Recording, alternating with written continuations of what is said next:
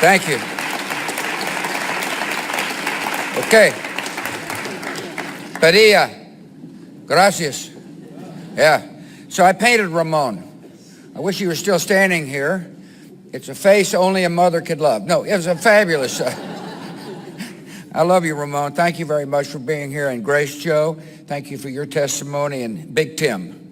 I got to know Tim as a result of Presidential Leadership Scholars, a program at the Bush Center along with the Clinton Center, with help from 41 and LBJ's libraries. I'm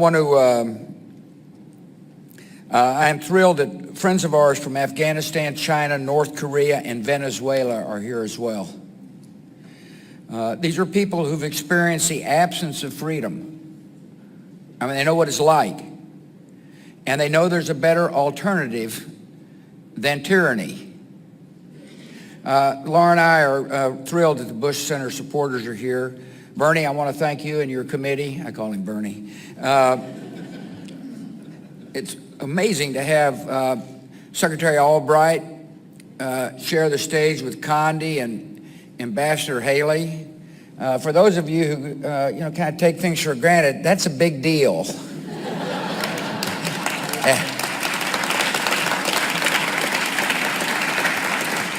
Thank you. We are gathered in the cause of liberty. That's why we're here. This is a unique moment. The great democracies face new and serious threats, yet seem to be losing confidence in their own calling and competence. Economic, political, and national security challenges proliferate, and they're made worse by the tendency to turn inward. The health of the democratic spirit itself is at issue, and the renewal of that spirit is the urgent task at hand. Since World War II, America has encouraged and benefited from the global advance of free markets, from the strength of democratic alliances, and from the advance of free societies. At one level, this has been a raw calculation of interest. The 20th century features some of the worst horrors of history because dictators committed them.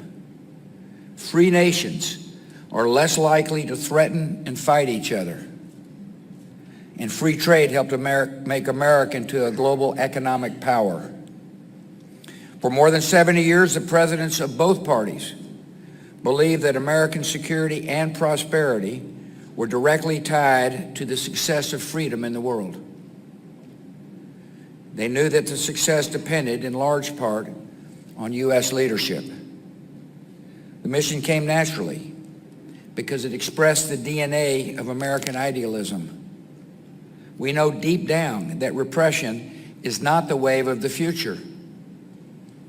We know that the desire for freedom is not confined to or owned by any culture. It is the inborn hope of our humanity. We know that free governments are the only way to ensure that the strong are just and the weak are valued. And we know that when we lose sight of our ideals, it is not democracy that has failed. It is the failure of those charged with preserving and protecting democracy. This is not to underestimate the historical obstacles to the development of democratic institutions and a democratic culture. Such problems nearly destroyed our country. And that should encourage a spirit of humility and a patience with others. Freedom is not merely a political menu option or a foreign policy fad. It should be the defining commitment of our country and the hope of the world.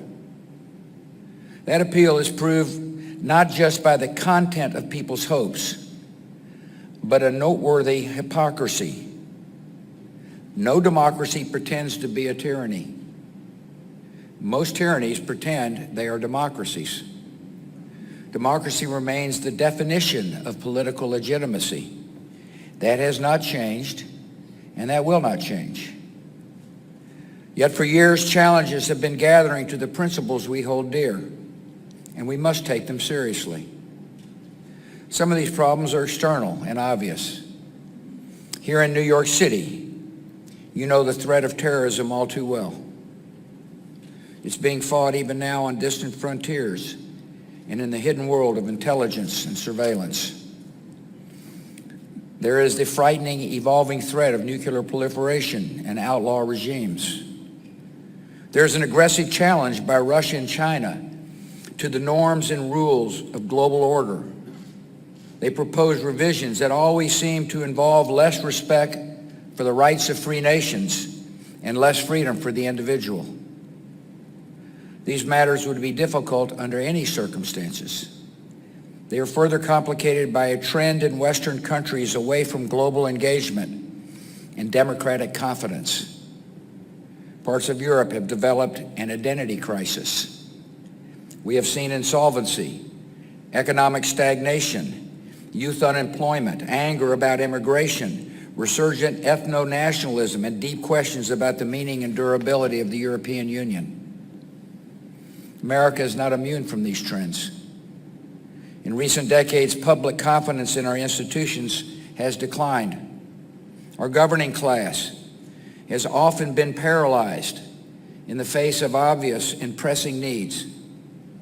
The American dream of upward mobility seems out of reach for some who feel left behind in a changing economy. Discontent deepened and sharpened partisan conflicts. Bigotry seems emboldened. Our politics seems more vulnerable to conspiracy theories and outright fabrication.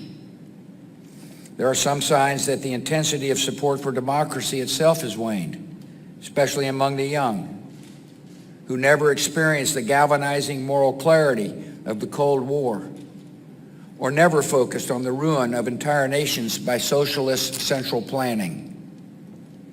Some have called this democratic deconsolidation. Really, it seems to be a combination of weariness, frayed tempers, and forgetfulness. We've seen our discourse degraded by casual cruelty. At times, it can seem like the forces pulling us apart are stronger than the forces binding us together. Argument turns too easily into animosity. Disagreement escalates into dehumanization. Too often we judge other groups by their worst examples while judging ourselves by our best intentions, forgetting the image of God we should see in each other. We've seen nationalism distorted into nativism. We've forgotten the dynamism that immigration has always brought to America. We see a fading confidence in the value of free markets and international trade, forgetting that conflict, instability, and poverty follow in the wake of protectionism. We've seen the return of isolationist sentiments, forgetting that American security is directly threatened by the chaos and despair of distant places where threats such as terrorism, infectious disease, criminal gangs, and drug trafficking tend to emerge. In all these ways, we need to recall and recover our own identity. Americans have great advantage.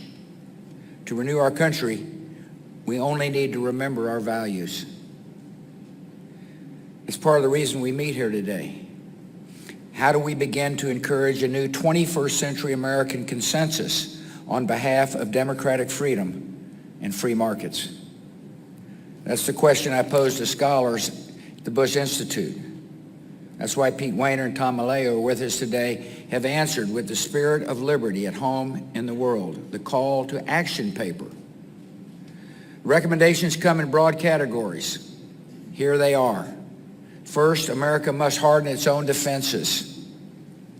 Our country must show resolve and resilience in the face of external attacks on our democracy.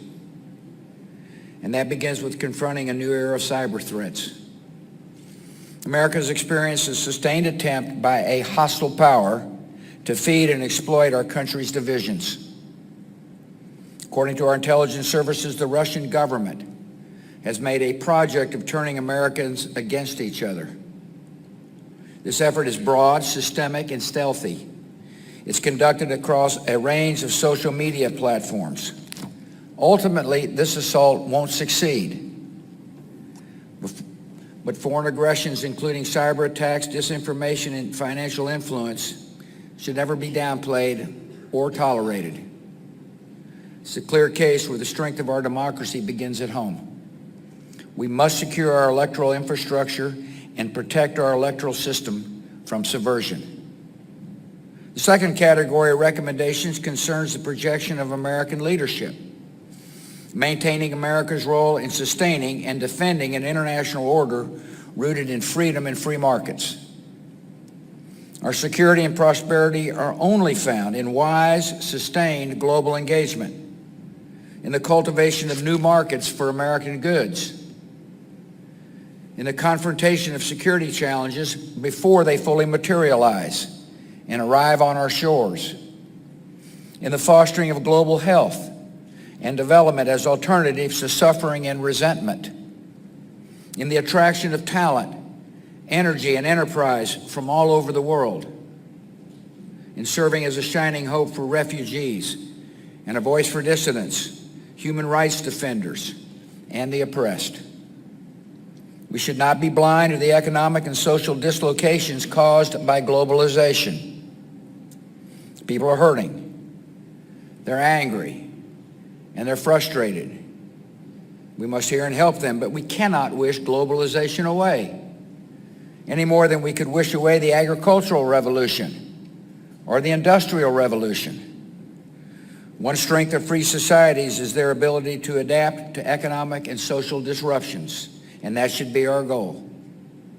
To prepare American workers for new opportunities, to care in practical, empowering ways for those who feel left behind.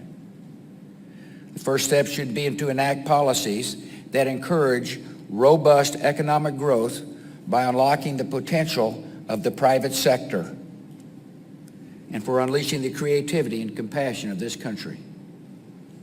Third focus of the document is strengthening democratic citizenship. And here we must put particular emphasis on the values and views of the young. Our identity as a nation, unlike many other nations, is not determined by geography or ethnicity, by soil or blood. Being an American involves the embrace of high ideals and civic responsibility. We become the heirs of Thomas Jefferson by accepting the ideal of human dignity found in the Declaration of Independence. We become the heirs of James Madison by understanding the genius and values of the U.S. Constitution. We become the heirs of Martin Luther King Jr. by recognizing one another not by the color of their skin, but by the content of their character. This means that people of every race, religion, ethnicity can be fully and equally American. It means that bigotry or white supremacy in any form is blasphemy against the American creed.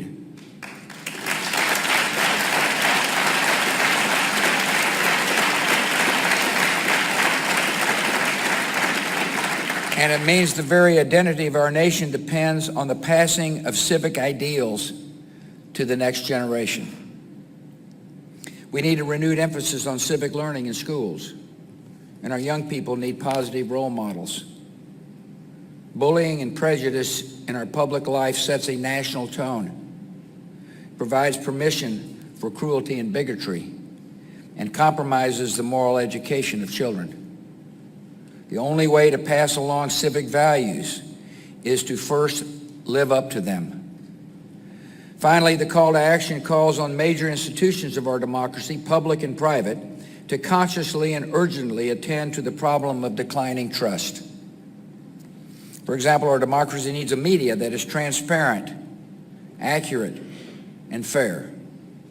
Our democracy needs religious institutions that demonstrate integrity and champion civil discourse.